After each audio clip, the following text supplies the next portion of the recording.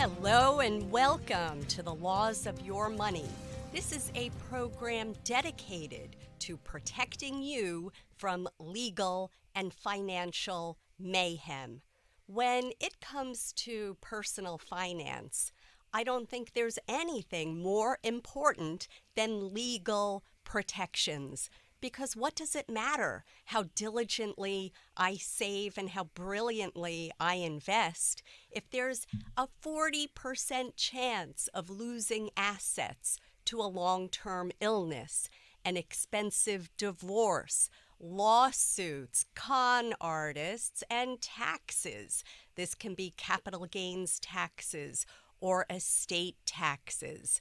I am asset protection attorney Ann-Margaret. We're going to dive into all of these topics today. And I am thrilled to be joined by the one and only Todd Wharton.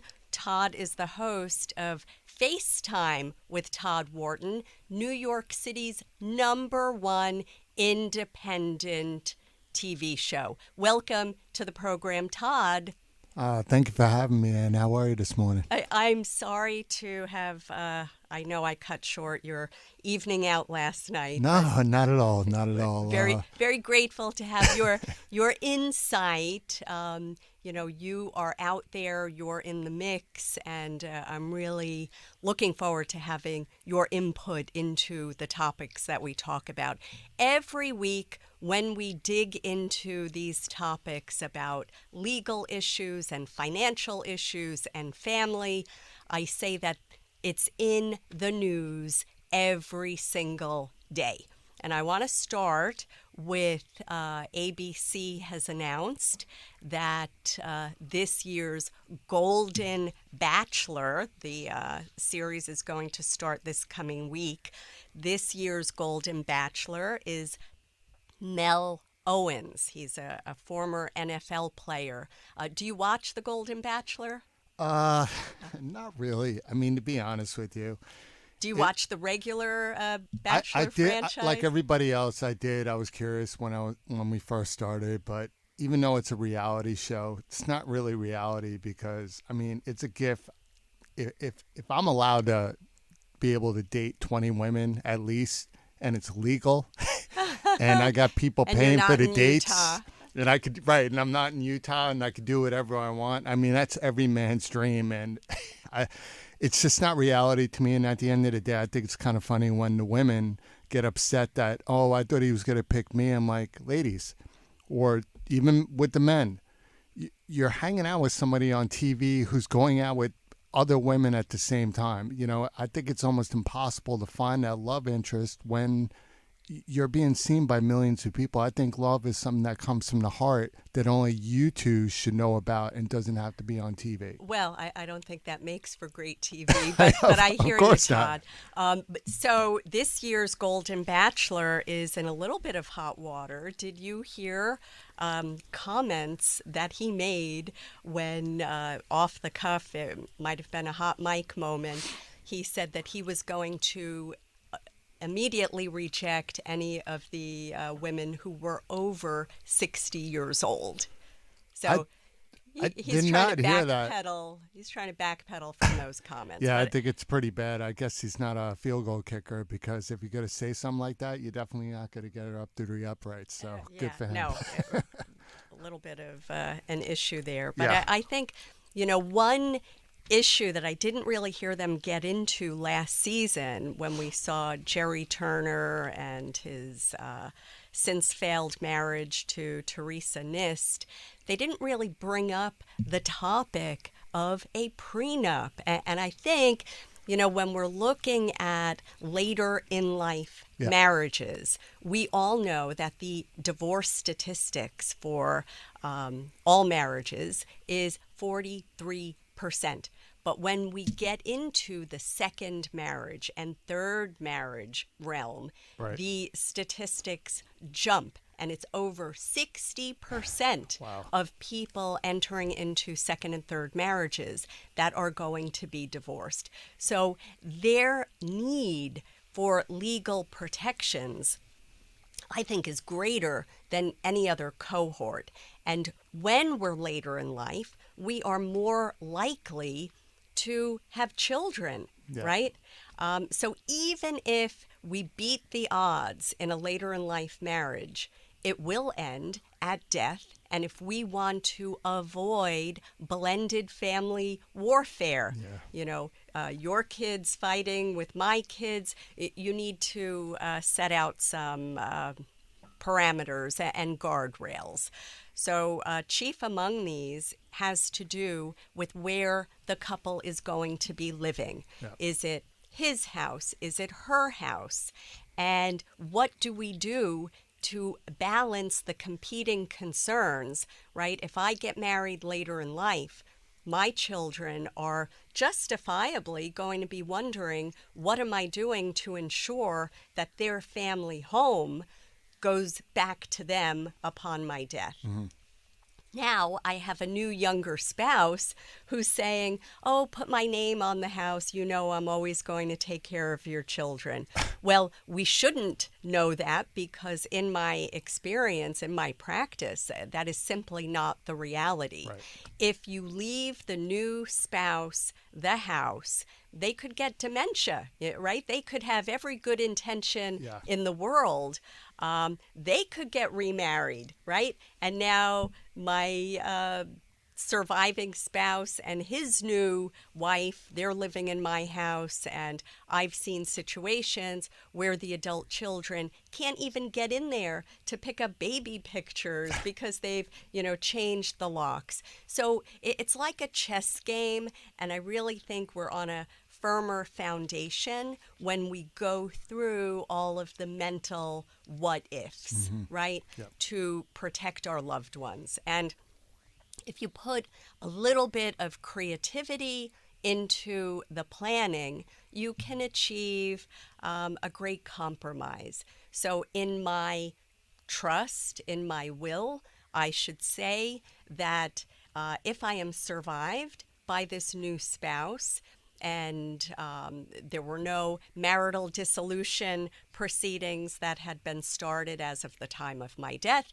then he or she shall be allowed to remain in the home until the earlier of their voluntary departure, their death, their permanent stay in a nursing home, or if I really want to be a control freak, I can have his ability to be in the house cut off if he brings an unrelated person into the house to live there.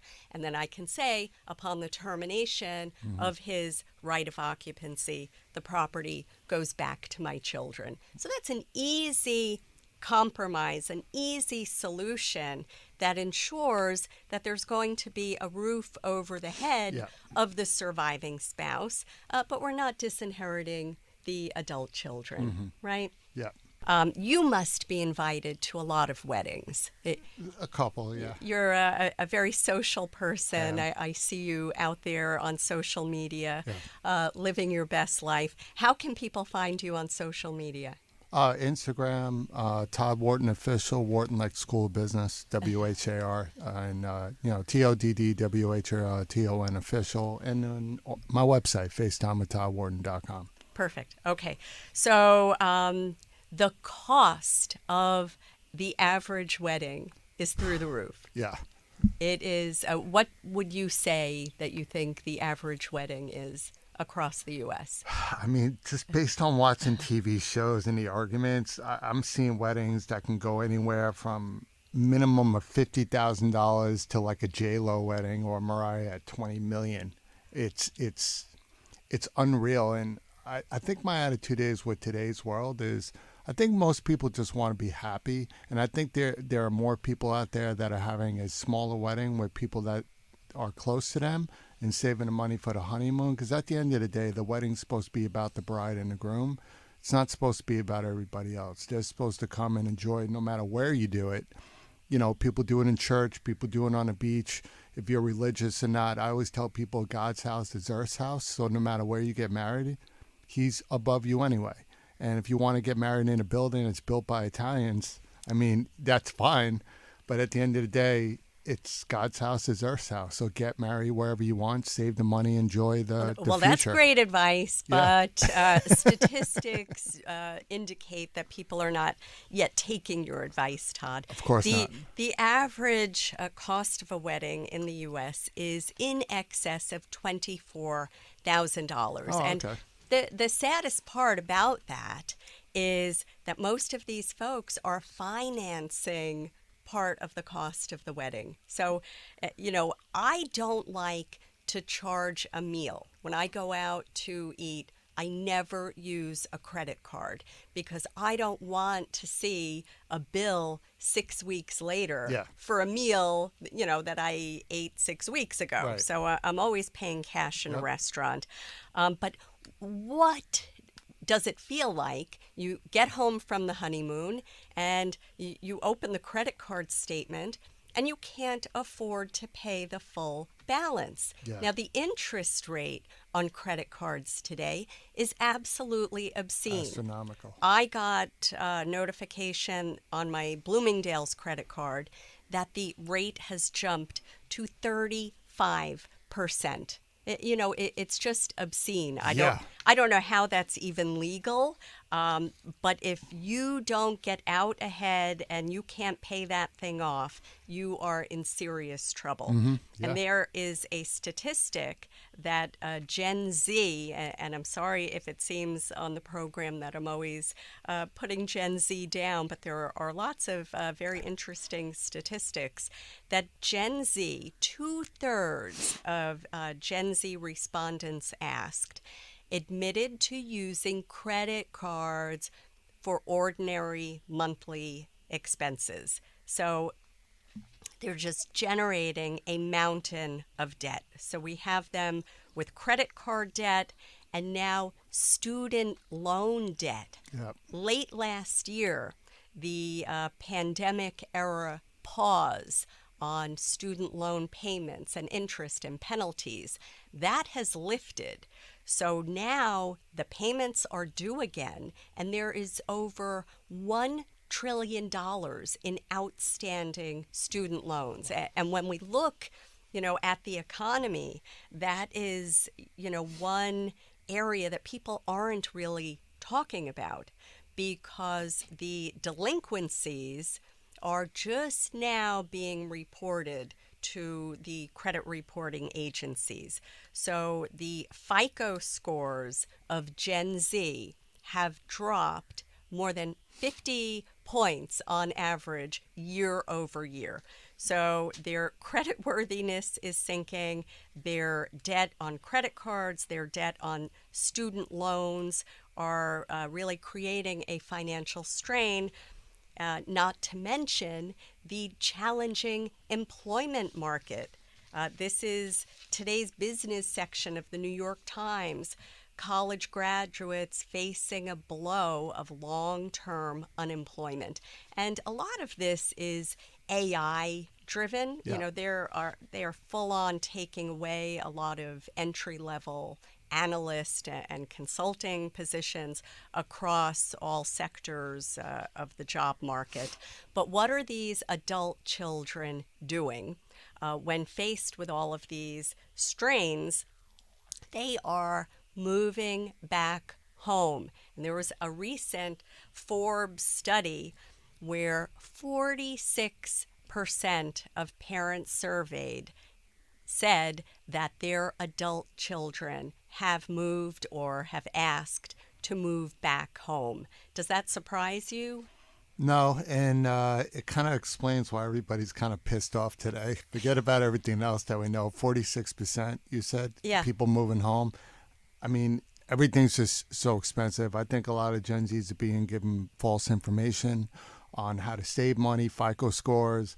AI is great, social media is great, but at the same time, it's not allowing people to really learn on their own because everything's right in front of their face, but people have to choose to learn, right? Get the info. But I'm not surprised people moving home because if you go shopping, which I know you do, you have kids, just to get a box of Cheerios at a regular price, it's like $10. Yeah, no. So, I mean, just imagine living anywhere, especially New York or LA. I mean, people are forced to go home because they're overspending instead of saving money. It's depressing. It's really, really challenging. It's tough. And I think, I say all the time that saving money, it's like a skill. Yeah. It doesn't just come easily Yeah. to a lot of people.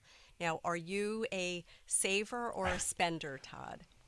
I think everybody's going to agree on this. In some sort of aspect, we're all savers, but it also depends on the holidays coming up, the seasons. Who are you dating? Are you looking to impress somebody with your money instead of pressing them on who you are, right? And then it reverts back to, well, I'm broke again. I think people have to draw a fine line on what's important to you. What's your future? Because I think today people live for today and they forget about the future. And then one day you turn around and your future is broke. And I think more people should really learn from people like you how to save money, dealing with the state tax, everything. People need to realize that I'm not being preachy. Of course not. When I'm telling everyone save money, save money. I learned the hard way. I had zero financial acumen as a young person. Right. And, one little anecdote that illustrates this is at 18, I was a sophomore in college, State University of New York at Albany, All right. bargain institution. And I got a little part-time job at the Gap at a nearby mall. And it was a little too far to walk. So I thought, I really need a car. The only problem was I didn't have any money. Right. So I went to, I saw some ad that you could get a Nissan Sentra for $99 a month and no down payment. Right. So I went to a dealership, and through a combination of an eager salesperson and lax underwriting, I drove off of that dealership lot with a brand new car. Yeah. Okay, so now I have the brand new car with which to go to my little part-time job at the Gap at Crossgates Mall. And now I need to work more hours to pay for the car. Oh. So I ended up working at the Gap full time, and now I wasn't able to go to my classes. Yeah. So there was one class I said I need to go to the final. So I thought I could learn the material on my own and just show up at the final. So I get to the final in mid-December, and I couldn't find them because they were in a different classroom, and I come in late and apologize to the professor. I said, I'm sorry I'm late, but you're in a different room. And he informed me that they moved the room back in October. So, that wasn't really a good look. And unfortunately, I did not do very well on that final. No. But did you lease or finance the car? I leased it. Okay, so I'm glad you said that, because I always tell people, if you're going to get a brand new car, try to lease it so you're not locked in forever, because you're actually getting the car, paying for a third of it. But what happened with you is what happens to a lot of kids as well. It's cheaper. You get a 3-year thing. It's great. But you forget about the insurance. You forget about the gas. You forget about the maintenance. And before you know it, it's not $99. It's $99 and is not one. Yeah, I'm not going to say that one line. But. So that was the December episode of that saga. In January, I decided I need to attend more classes. So I cut back on the hours at the Gap, and now I wasn't able to make the payments, and they ended up repossessing the car. Yeah. So, I mean, that was just absolutely bonkers, right? Yeah, and it messes with your credit when that happens. Absolutely. Oh. Now, what do you think the number one cause of divorces is? The number one cause of divorce? Statistically. I mean, if we're talking on money right now, I think it's going to be money. I think it plays a major role in everything. And it's sad to say that, but when you get married to somebody, you're looking to have a life with them, a future. And if the money is not there, it plays a role in the way you look at somebody. With me personally, I want to be with somebody who's independent, meaning that they don't need me for my money. They need me because they need me for their heart. Where if I'm already doing well and they're doing well, we already know each other's financial states. But I think if you both work separate jobs, love each other, trust each other, build a life with each other, you can now combine those assets and build a future. But if one person's working and then something happens where there's no money there or they lie about how much they're making, and then you find out later in life who your true spouse is, I think that plays a major role in why people separate. Okay, so you bring up an interesting avenue to explore, and that is, do you think you have a right to know about the financial situation of a person you're dating? Of course. Okay, what would happen if they are up to their eyeballs in debt and don't tell you about it? I think that goes back to what a prenup may entail in writing, because you're marrying everything about a person, ups and downs, better or worse, death through a spark, the whole nine. That's a conversation that's to be part of the dating aspect of learning your spouse. You know, you fall in love with everything about them, what you hate, what you love. That's a huge conversation. I think that's also something that could be put into law, that this person lied to you about their financial status that you married into and then found out later on this is not where they are. I think that's a legal binding thing that could help separate a marriage, to be honest Well, with you. you know, we now have no-fault divorce in New York State. New Okay. York was the last state in the United States to enact no-fault divorce. In the old days, when you decided you wanted to call it quits, you had to come up with some, pretext like cruel and unusual treatment or adultery or something. But having a lot of debt, you should be the one to bring this up, right? Of course. You used to be tested before marriage for communicable Right. diseases. Mm-hmm. I think of debt as a disease Of course. because it hurts both of you. If I marry someone and they have a mountain of debt, I just bought it because the marital state brings with it over 1,000 legal rights and responsibilities. Yeah. So you can easily do a prenup that says, my debt is my problem, and in the event of a split, you are not responsible for any of my debt. Yeah. It's a way of protecting each other. So I don't think that a prenup is unromantic, right? No. We do a lot of other legal things to protect each other. We might ensure that we have insurance so that the person is not left in a financial quandary upon death. We want to protect them within the will, within the trust. Why shouldn't we want to protect the partner who has fewer resources in the event of a split? Oh, yeah. I mean, even in my industry, people portray a persona that's not them. They portray a false identity of who they are. And it happens to me all the time. Now, what's to say those same people are not doing the same thing to the women or the men they're looking to marry, portraying this ideal of the perfect person that their partner's looking for. Then when they get married, that person doesn't exist. Where's the legal aspect of that? And then are these people protective? And these are things I'm learning just by being here on your show today, because these are talks that people don't talk about unless somebody like you brings it up. And I think it's a talk that should be talked about more and more. And I think if people open their ears and kept their mouth shut more, they would learn more. So let's, you bring up a lot of very good points. Yeah. Let's continue our In the News segment. Okay. And you have an article in front of you. I do.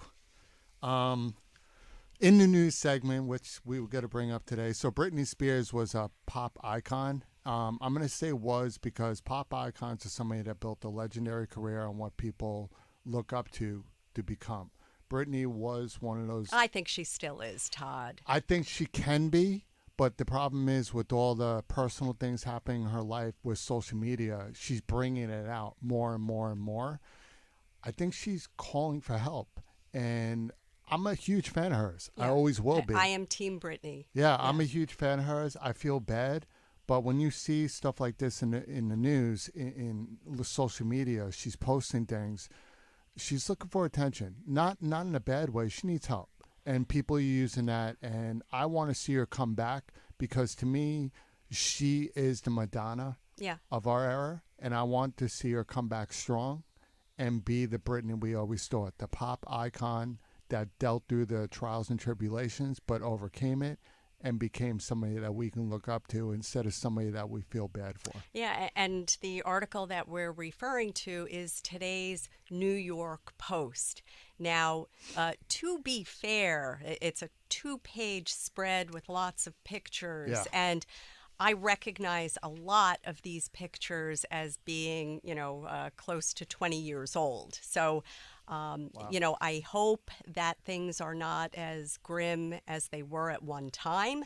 But, it brings up the issue of a conservator again. And in some states, we call it a guardianship. In New York, it's a guardianship. And that is when someone is unable to properly protect themselves. Right, correct.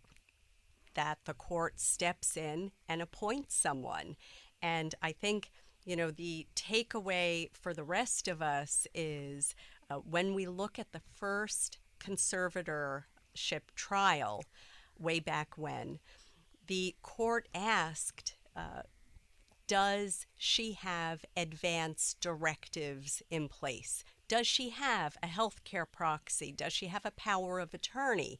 Because even if the court had determined, which it did, that she was unable for whatever reason to safeguard her interests, then it would have been the person she appointed in advance in these advance directives who would have been in charge, as opposed to the judge, picking a name out of a hat, and she was at war with the selected guardian for the next 13 years, who, profited from her career. Yeah. So it really highlights the need to do advance directives. Yeah, and celebrities go through what we go through. They're humans. People forget that. Celebrities are humans. They go through what we go through. Theirs just in the public eye. Yeah, but I think it should highlight the need for us to prevent ourselves from being in a similar situation. Of course. Now, during the week, I encourage all of you with questions, or if you have ideas for topics that you want to see covered next week, you can reach out to me on Instagram at @mylawyerAnn. And if you're home tomorrow between 10 and 11 a.m., you can catch me on Pix 11, where we're going to be talking about a lot of these issues.